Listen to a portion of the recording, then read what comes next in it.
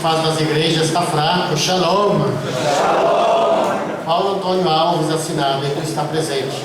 Todos os nossos professores, sejam todos bem-vindos para esta aula inaugural do nosso Centro Cristão de Estudos Judaicos. O auditório é conhecido, já que aqui fizemos outros encontros, mas o espaço é novo, porque nós estamos trazendo, começamos ontem, na verdade, todos os nossos cursos aqui para este espaço acima de nós, no Colégio Sion Ipiranga, nosso centenário colégio, que celebra seus 100 anos neste ano, e é uma alegria nós abrirmos esta noite com esta aula inaugural, contando com a presença de todos vocês, dos nossos colégios de Sion, na pessoa da irmã Zezé, a diretora, professores do Sion Higienópolis, professores do Sion Arujá, na pessoa da diretora Vilma, do Sion Ipiranga, aqui estamos, professores da PUC, de modo especial o nosso doutor Fernando Gross, e o seu agora não mais diretor de tese, Matias Grenzer. Gostaria de acolher a todos para esta noite. Então nós faremos, na verdade, em 3 momentos. Vamos ouvir o professor Jarbas, que eu vou apresentar, em seguida o nosso superior Padre José Maria, um tempo de partilha de questões, um sorteio. Todo mundo que assinou a lista de presença corre o risco de ganhar um presente. Então, temos chances. Na verdade, um dos livros da nossa coleção. E terminaremos a nossa noite com um momento fraterno, com comes e bebes. Aí está o menu para esta noite. Então, gostaria de iniciar dando as boas-vindas aos nossos 2 convidados que falarão nesta noite, com um tema especial e querido para nós. Quando digo nós, é todos nós que trabalhamos na educação, precisamente essa questão da educação católica. Eu acho que o professor Jarbas vai nos dizer que católica significa integral, de certa maneira.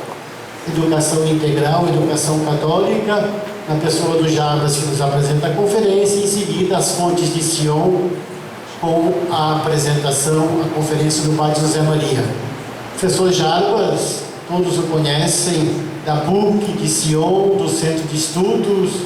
Eu o conheci diretor do Colégio Sion Ipiranga há um tempo atrás, ou há muito tempo, aqui nesse espaço, não vou dizer quantos anos. O professor Jarbas continua trabalhando na PUC conosco, pós-doutor, leciona no Centro de Estudos, é o coordenador das nossas equipes ou grupos de pesquisa, nosso coordenador de pesquisas, e nós vamos, com alegria, abrindo este ano, ouvi-lo. Professor Jarbas, bem-vindo, mais uma vez, muito obrigado por estar sempre conosco.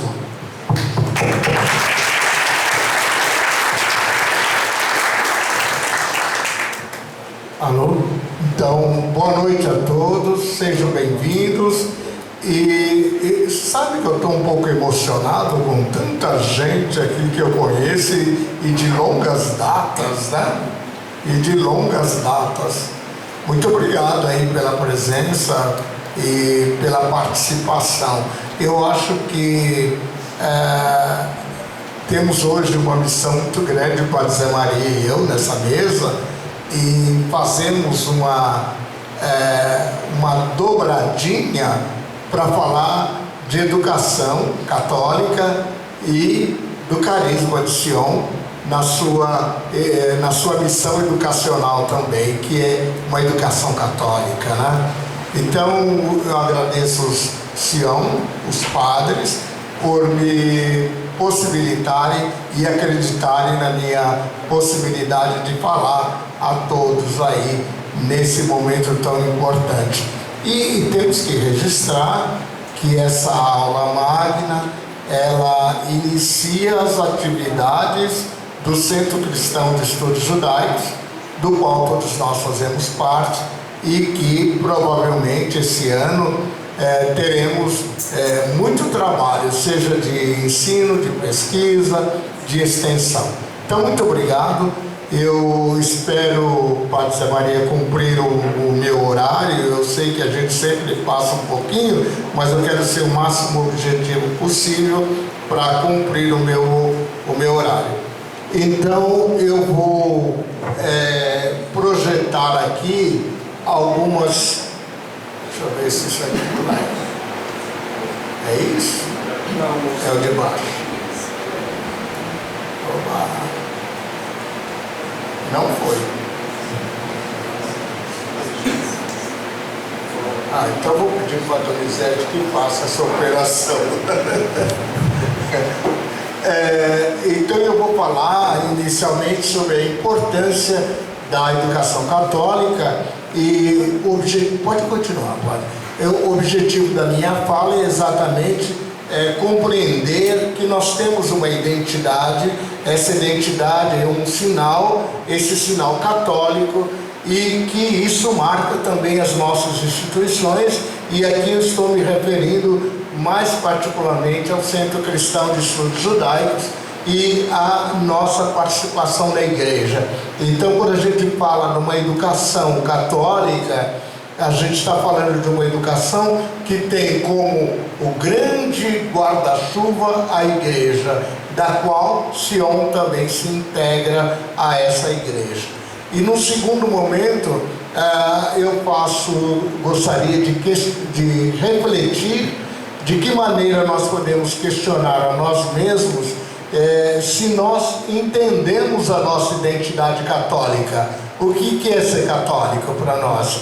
E como nós refletimos nessa catolicidade e também na nossa dinâmica de vida, de entender o catolicismo como uma postura, um posicionamento de vida, e como a gente se coloca dentro, então, nesse momento de globalização, de crise, de descobertas e de toda a dinâmica que o mundo nos oferece. Aí, quando a gente fala de educação católica, é interessante a gente pensar nessa educação católica, que é uma educação como um processo formativo, né? Eu sempre falo assim, que a educação católica não trata do indivíduo, ela trata do sujeito. E o sujeito se identifica quando ele toma consciência da sua linguagem. A linguagem que me possibilita tomar consciência da minha identidade.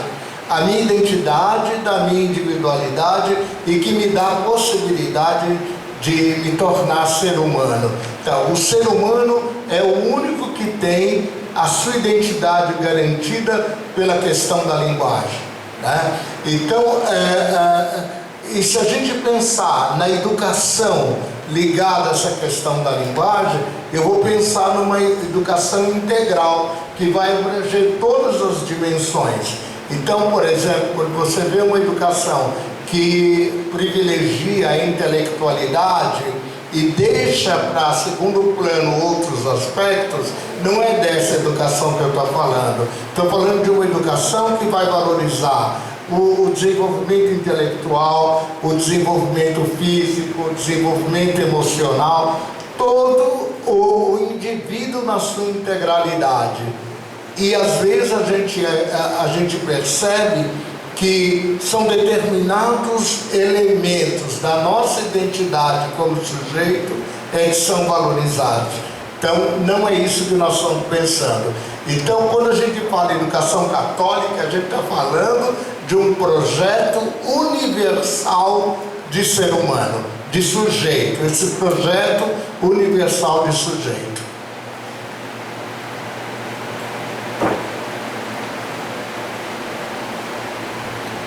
Quando a gente pensa ainda em educação católica, eu diria assim, a gente pensa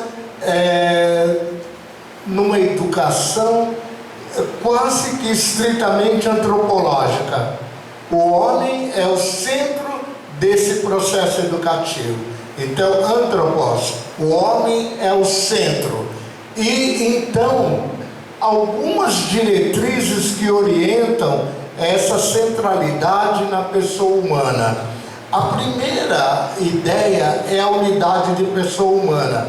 E é interessante quando a gente fala de pessoa humana, a gente pensar que o ser humano é feito à imagem e semelhança de Deus. E aqui eu gostaria de refletir um pouquinho mais sobre essa questão, porque eu acho que ela é básica nesse processo de discussão que a gente está fazendo. Há uma grande diferença entre ser imagem de Deus e ter atitude de endeusamento. Essa questão básica, às vezes a gente percebe muito entre nós. Então, as pessoas, a imagem semelhante de Deus não significa nós somos melhores que Deus, né? O humano tem muito de divino, sim. O humano tem muito de divino, mas não é o divino. Essa concepção é que a gente poderia dizer que divino é um predicado do próprio Deus. Somente Jesus teve dupla identidade. Essa dupla identidade concebida então pela ação do Espírito Santo e gerada em participação de Maria, porque o divino nele se tornou humano. E essa transformação, essa possibilidade do divino no humano é que possibilita os atos de se tornar divino. Essa dinâmica da imagem e semelhança de Deus, ou da imagem de Deus, a gente tem que lembrar que a pessoa humana existe como ser vivente. O fato de existir como ser vivente, porque nós recebemos de Deus o hálito da vida. Estou lembrando aqui Gênesis 2, versículo 7. Né? Mas a vida solitária, que depende da convivência, de relacionamento fraterno, realidade que só existe com a presença do outro, formando uma comunidade de vida. A imagem de Deus existe quando cada pessoa se abre para criar este calor humano, proximidade, fraternidade e a presença e o reconhecimento da presença de Deus em si mesmo e no outro. Quando a gente começa a pensar nessa dinâmica, parece-me que a gente transforma a nossa realidade e a gente transforma a realidade do outro.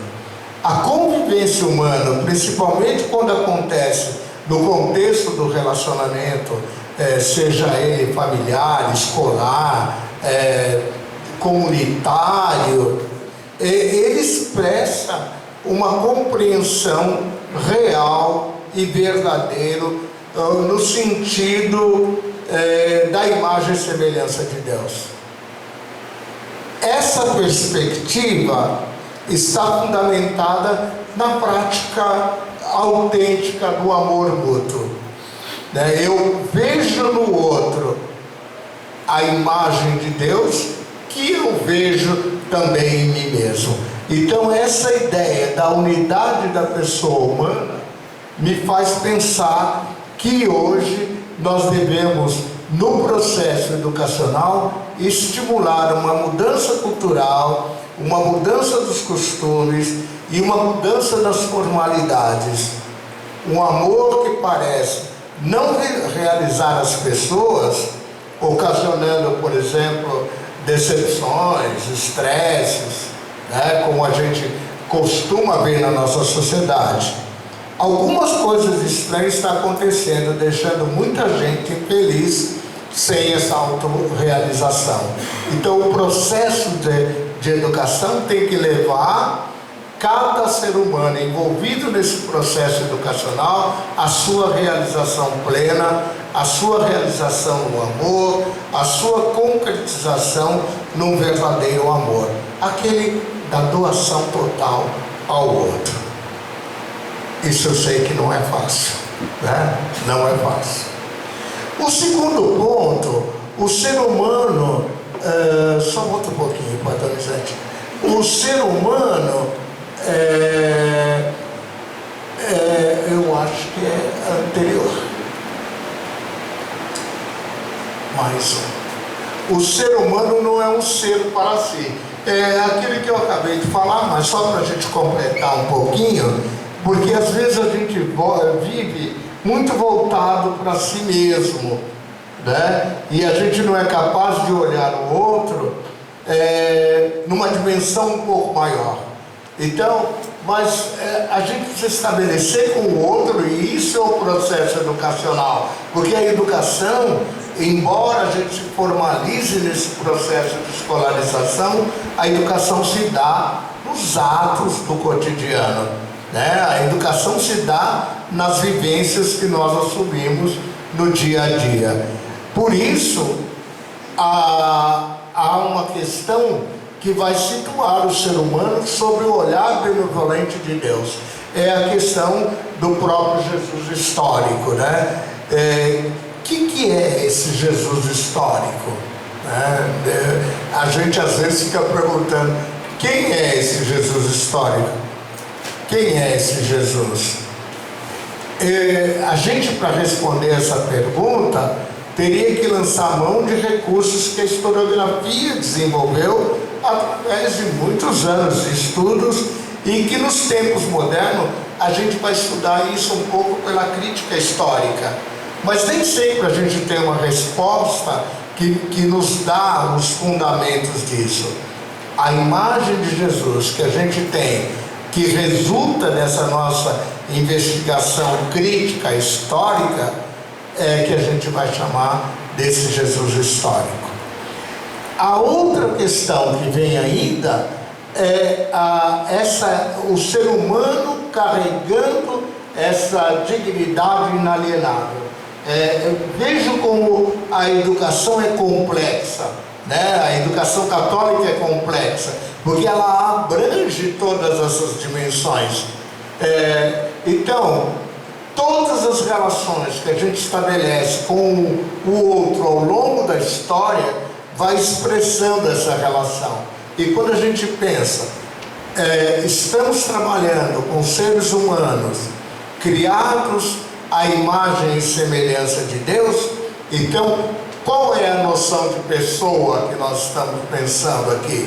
Mesmo pensando numa concepção antropológica de pessoa, a gente tem também uma concepção teológica cristã no conceito de pessoa, que está ligada pelo menos a 3 grandes questões, né? Eu diria, a natureza da Santíssima Trindade, estaria ligado à encarnação do Verbo de Deus, e estaria também ligada à semelhança ontológica entre o homem e Deus. Essas questões, claro, não dá tempo da gente discutir demoradamente cada uma delas, mas elas todas compreendem esses diferentes aspectos do processo educativo. Pode continuar? E como a gente está caminhando aqui, a gente está dizendo assim, quais são os aspectos dessa educação que são fundamentais numa perspectiva católica de olhar essa pessoa humana. A gente não está falando do indivíduo, do tempo do indivíduo sociabilizado, mas nós estamos falando da pessoa, aquele que é a imagem e semelhança de Deus. Tá? Nessa perspectiva, o ser humano é uno, o ser humano é integral, ele precisa se desenvolver plenamente. Se a gente pensar nas leis educacionais do Brasil, se fala de uma educação plena, de uma educação para a cidadania, mas esquece dos elementos primordiais que compõem essa educação, tanto na educação básica, tanto no ensino superior. Então a educação, ela tem que estar totalmente articulada com o desenvolvimento humano, que é um ser humano totalmente, integralmente desenvolvido? É nessa perspectiva que a gente pensa numa educação católica. Além disso, a gente está falando de desenvolvimento intelectual, depende de outras dimensões. Nós estamos agora pensando, por exemplo, na campanha da fraternidade, na questão da fome. Eu diria, como é que nós podemos ensinar se o aluno está com fome?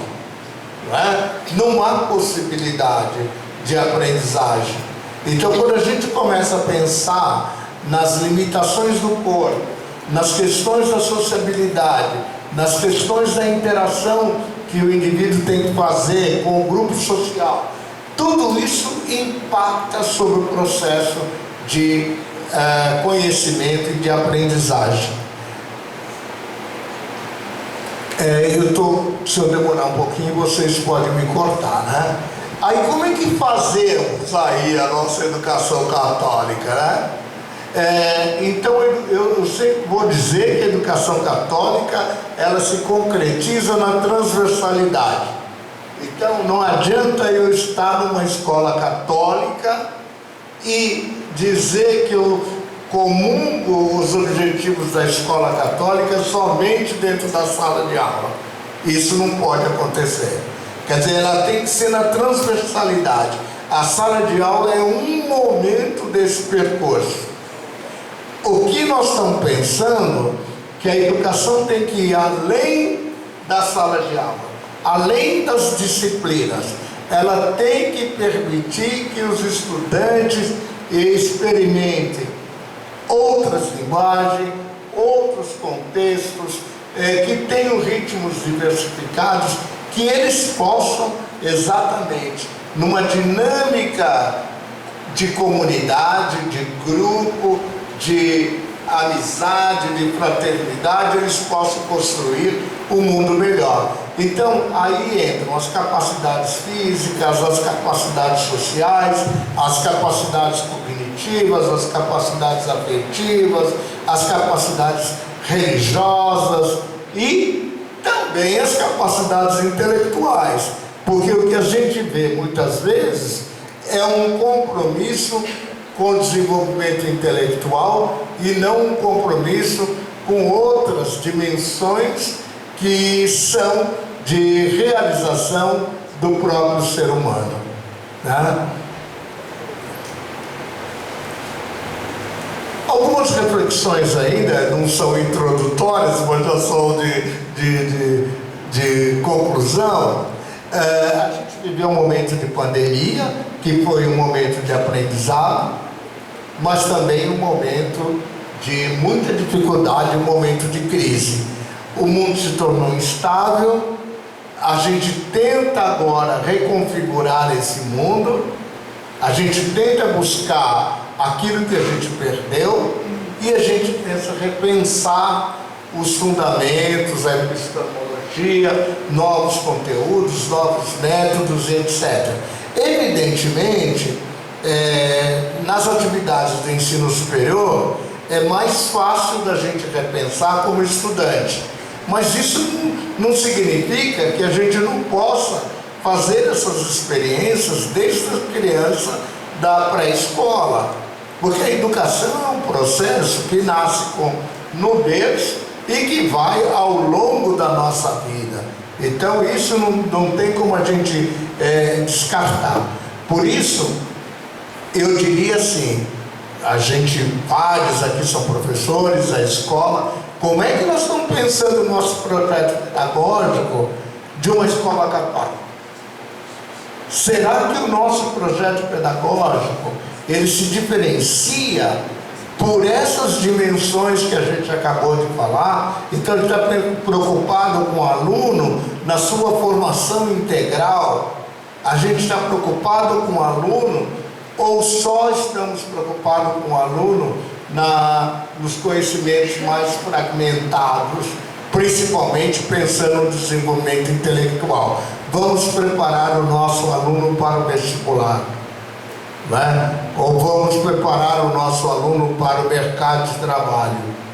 né? Nós pensamos já em preparar o nosso aluno para convivência. Eu estou dizendo a palavra é convivência. É essa a palavra que eu estou dizendo, né? Se a gente pensar naquilo que eu falei um pouco antes, que somos imagem e semelhança de Deus, em que medida a gente deve buscar parâmetros para atender a essa dimensão, que é uma dimensão humana, que se mistura com uma dimensão mais transcendental. Isso é educação católica, perpassa por tudo isso. Então, uma educação católica, ela tem que refletir sobre essas questões. Além disso, eu diria assim, educação sempre é uma questão atual. Um país secularizado como o Brasil, como é que nós podemos inserir no contexto educacional uma educação católica? O que temos que fazer? Às vezes a gente acha que a aula de ensino religioso deu conta disso tudo, mas não é o suficiente, né? O que a gente precisa é estar alicerçado para os fundamentos dessa religiosidade. E qual é a responsabilidade social da igreja? E eu estou pensando aqui, é da igreja. E depois nós podemos pensar de Sion na igreja. Então, como nós todos estamos comprometidos com a educação de Sion, do carisma de Sion, qual a nossa contribuição de Sion para a igreja? E aí, a gente cumprindo essa nossa tarefa, a gente daria conta de realizar um trabalho plenamente educativo. E eu já estou chegando para o final, e depois eu retomo duas coisas que eu falaria, mas concluindo aqui com esse slide, eu diria assim, a educação católica deve estar centrada no ser humano. E quando eu digo no ser humano, a visão antropológica, ou estou falando aqui de uma visão teológica cristã, né, que vai dar conta dessa questão. O ser humano e o bem comum, a religião, a cultura, as unidades técnicas, os saberes, os métodos, etc. Então, quando a gente fala de educação católica, nós estamos falando de uma educação integral. E essa educação integral é o cerne da educação católica. A gente vê o indivíduo como um todo, né? Não o indivíduo fragmentado, o indivíduo visto em pedaços, não é? Ele é uma unidade que vai dar coerência àquilo que a igreja propõe, que os documentos da igreja propõem, da qual Sion também entrou nessa trajetória para dar conta então dessa fecundidade da educação católica. Muito obrigado.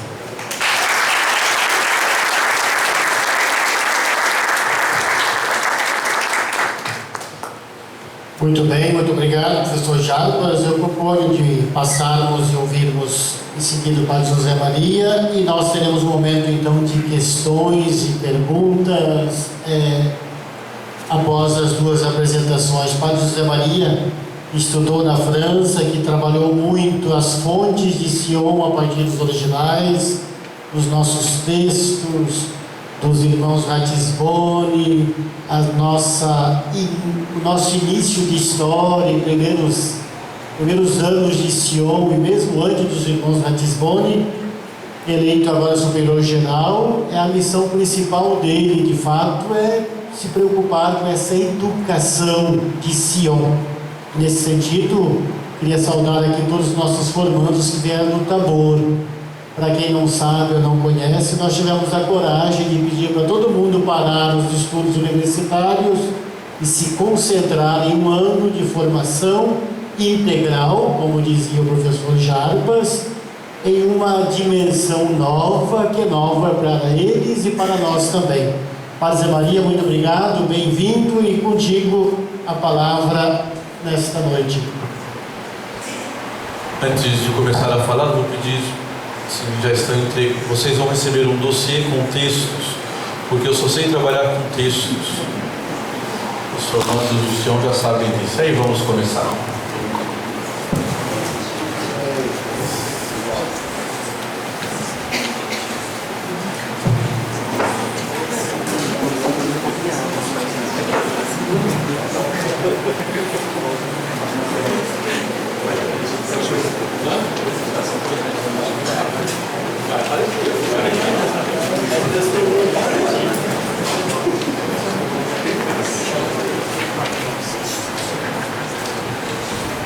Enquanto nós recebemos o dossiê com os textos, queria começar saudando os presentes, as pessoas aqui presentes. Quero saudar com muito carinho as irmãs de Sion, a pessoa da irmã Zezé, que está aqui nesta sala. Que bom, Zezé, te ver por aqui nesta noite.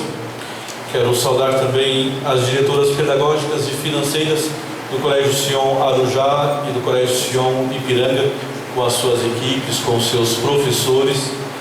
Saudar os professores presentes nesta sala, o professor Dr. Matias Grenzer, que foi meu professor de filosofia em Mogi das Cruzes, o nosso novo doutor Fernando Gross, membro da congregação de Sion. Que bom, Fernando, te ver por aqui.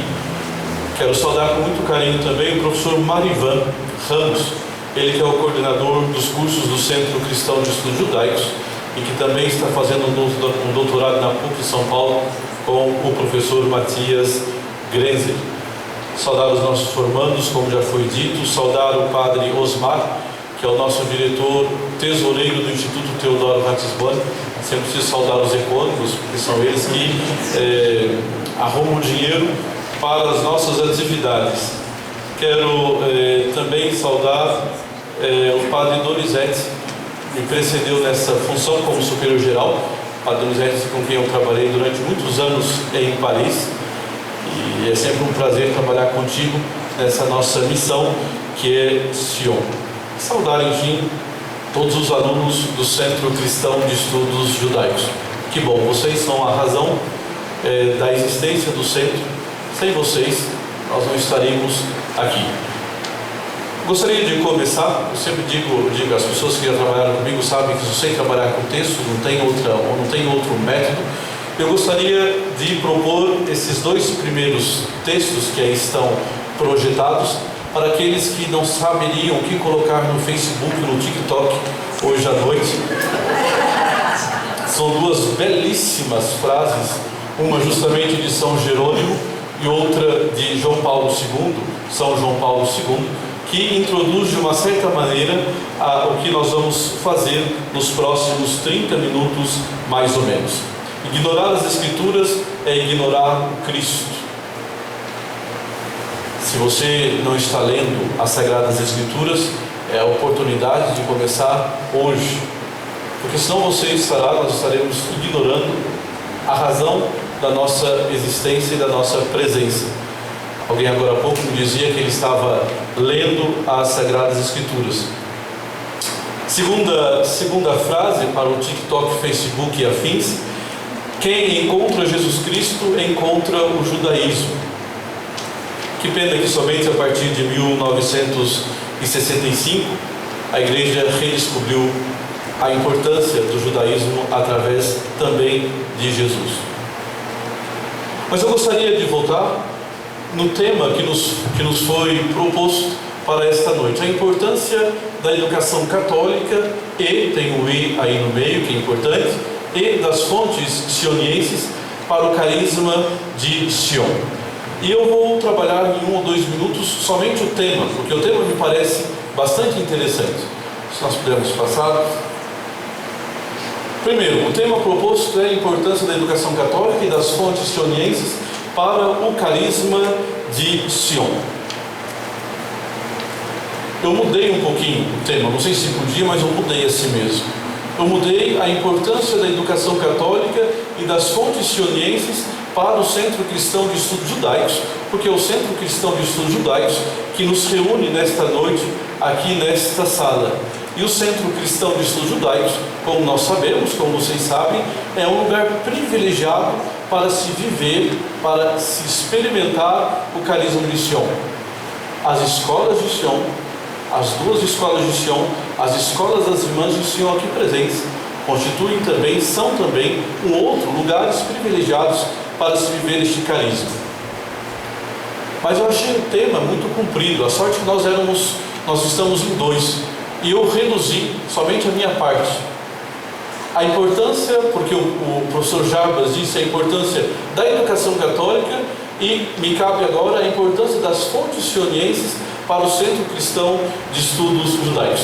Vou me ater somente na segunda parte da frase, porque a primeira parte já foi trabalhada pelo professor Jarbas. Minha questão inicial: quais são as fontes sionienses? Porque ali se fala, se puder voltar da página anterior, está em cima também, se fala de fontes sionienses para o carisma de Sion. Então a pergunta inicial é: quais são essas fontes?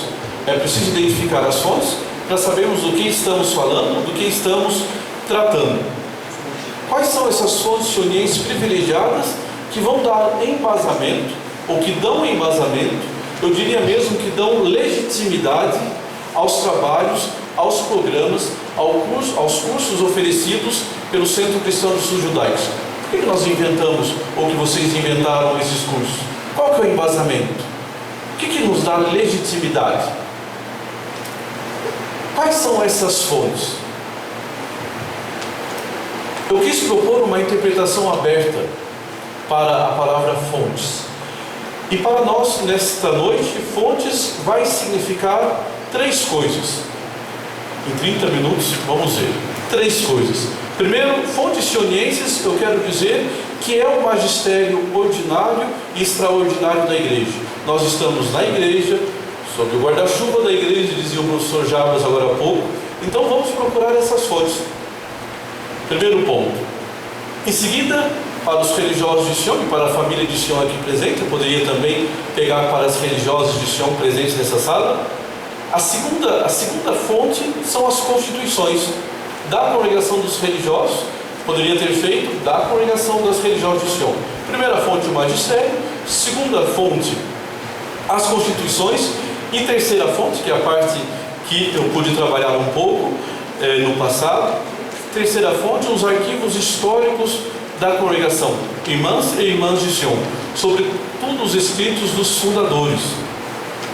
Para vocês terem uma ideia, dizem lá em Paris que um dos nossos fundadores, o padre Teodoro, tem por volta de 10 mil cartas.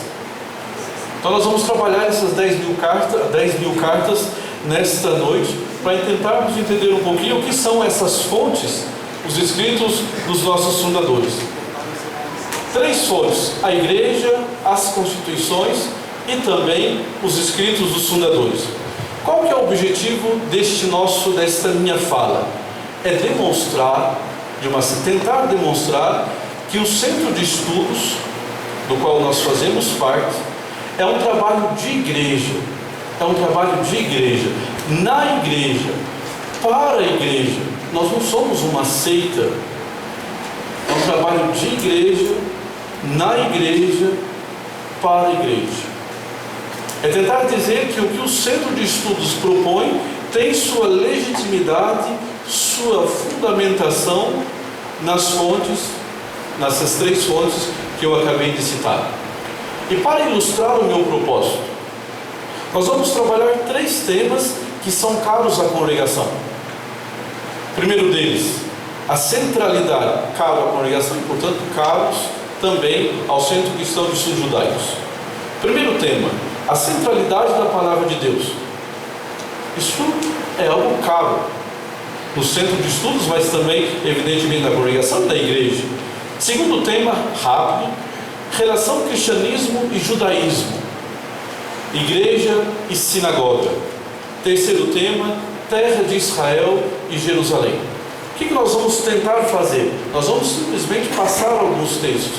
Nós vamos tentar cruzar essas três fontes a partir desses três temas apresentados: centralidade da palavra de Deus, judaísmo e cristianismo, terra de Israel e Jerusalém.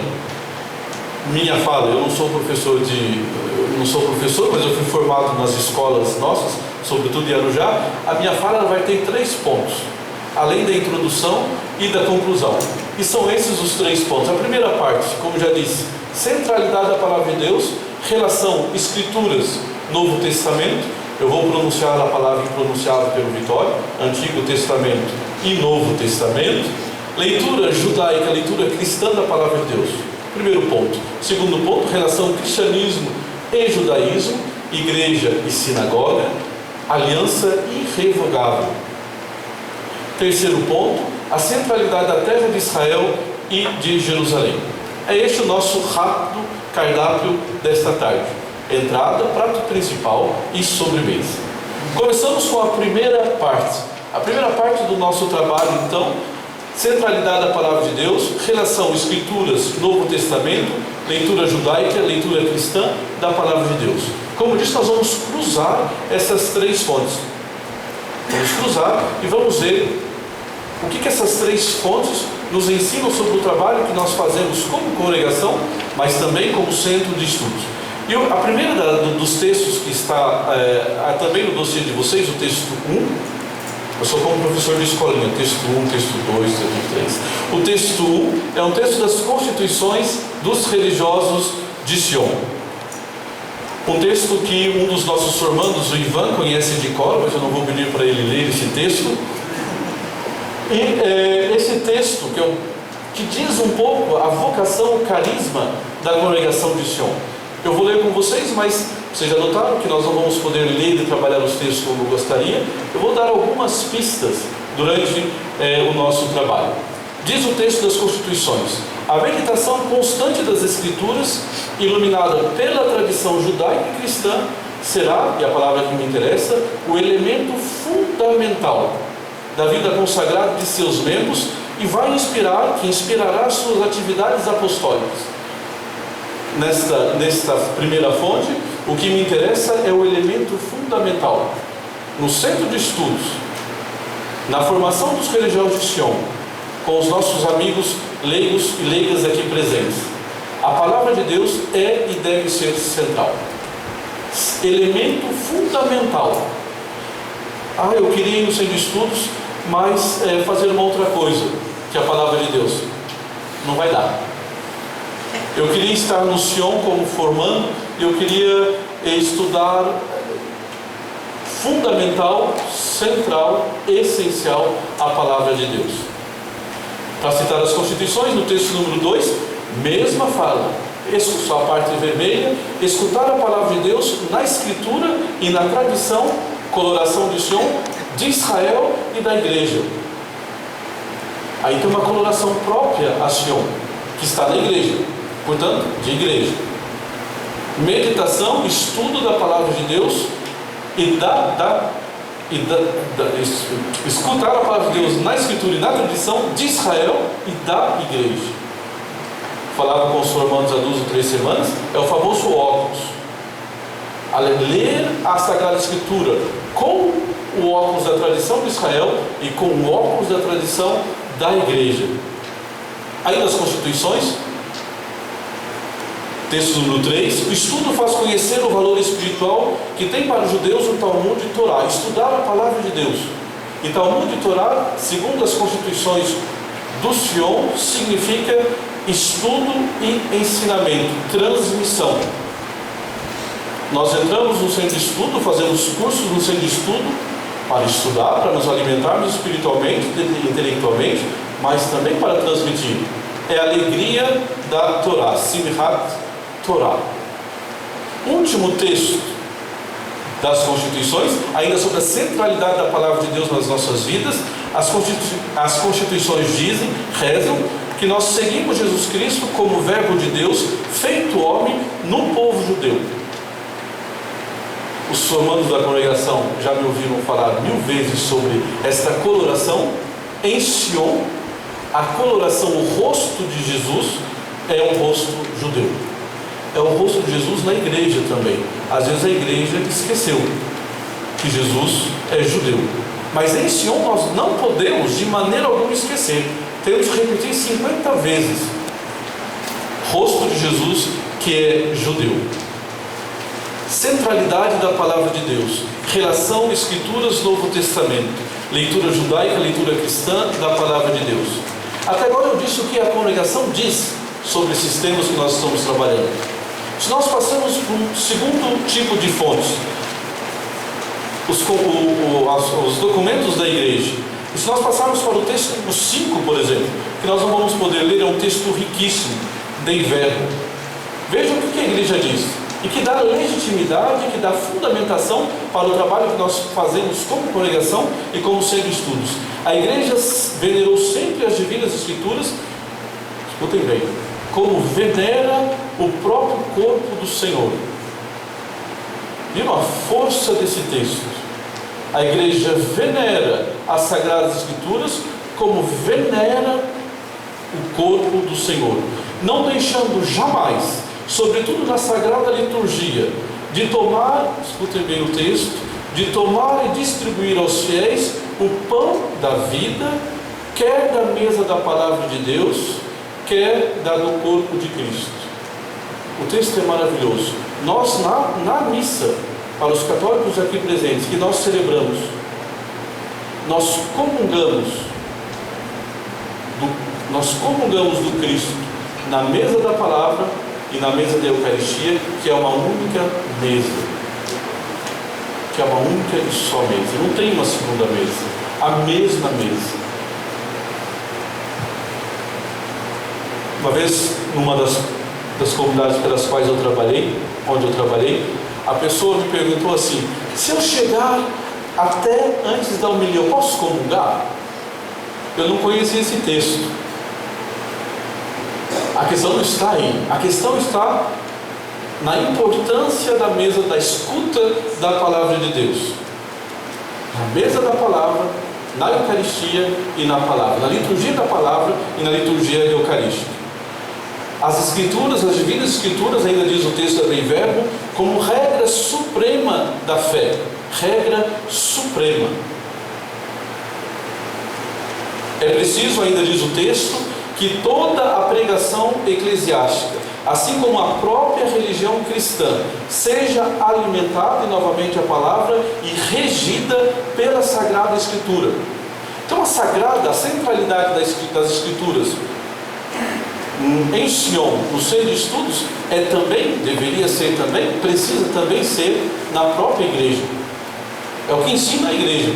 Aqui não são as constituições dos religiosos e das religiosas de Sião, é a igreja que nos ensina. Vou ler o texto 6, ainda Dei Verbo.